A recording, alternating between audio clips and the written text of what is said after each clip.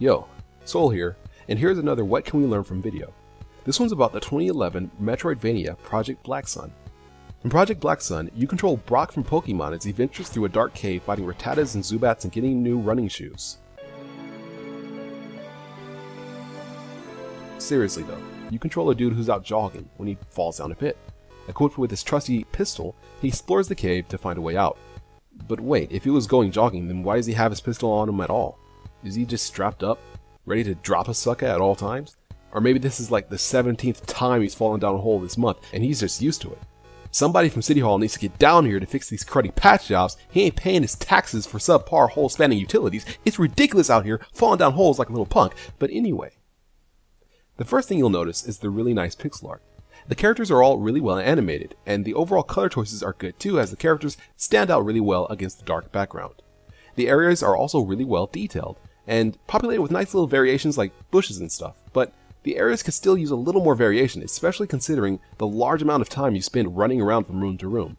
For comparison, think about just how many different tile sets you see in just the first few minutes of Super Metroid, and you can see that Project Black Sun's singular tile set for the first area is a bit lackluster. As a side note, this water splash animation, it's just so much fun to jump around in. It's got this kickback, it's got the splashdown, it's got the effects, the movement, it's really good. The music's not bad either. It doesn't grate on your nerves, and while not memorable, it sets the mood really well.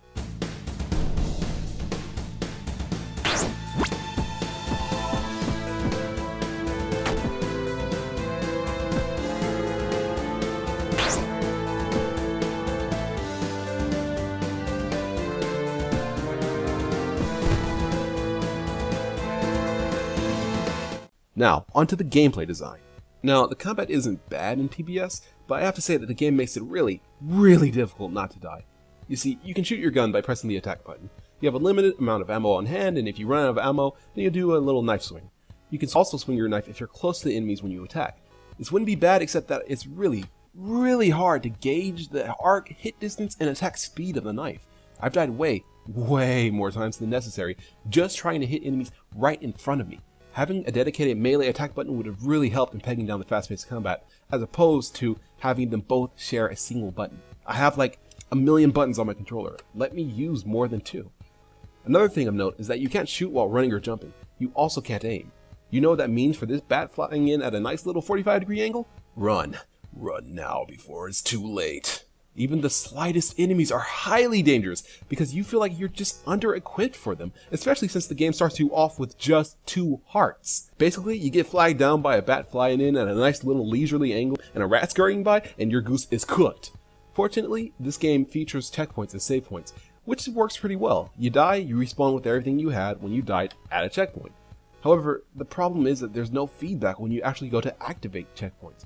I mean, I spent like 20 seconds trying to figure out if I should press down, or jump, or shoot, or reload, or start, or what to activate these checkpoints, when really all I needed to do was either pass them or simply go to a room with them in it. I still don't know.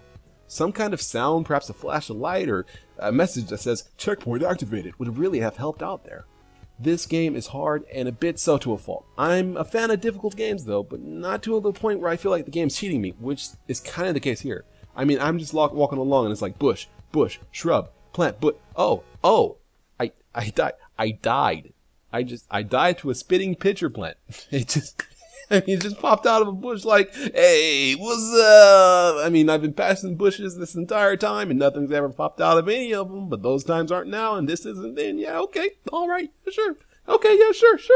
Yeah, okay, yeah. But I kind of like how difficult the game is as well. It has a certain charm, a certain allure to it. I feel like once I know what to do, I can handle almost any, okay. Alright, no, I died right there. I died, it's cool. Fallen block, looks just like the rest of the background. Nah, it's cool, I can oh crap, and I'm dead again. This boss is again an instance of not telegraphing things enough. The boss himself is not too difficult at all. He jumps at you twice, then he goes to the middle of the room to bring down rocks. But it's super difficult because he doesn't have a minimum jump height. So you can totally end up killing yourself by just being too close to him in a corner of a room when he jumps. He can't move back, and he jumps too low to move forward under him. Also, he moves as fast as you do, and there's no way to outrun him if you're in a bad situation. Also, the rocks he calls down move down really quickly and don't telegraph either. No cracks, no dropping little rocks or anything. No, they just show up randomly and fall linearly downward. I think it's actually entirely possible to have a run at the boss where you end up dying just because of the positioning of the rocks alone. You want to make sure not to make your game too hard, and to telegraph new behavior. So anyway, difficulty, telegraphing, good control design. These are just a couple of things I think we can take away from this What Can We Learn From a Project Black Sun. Thanks for watching, and you have fun.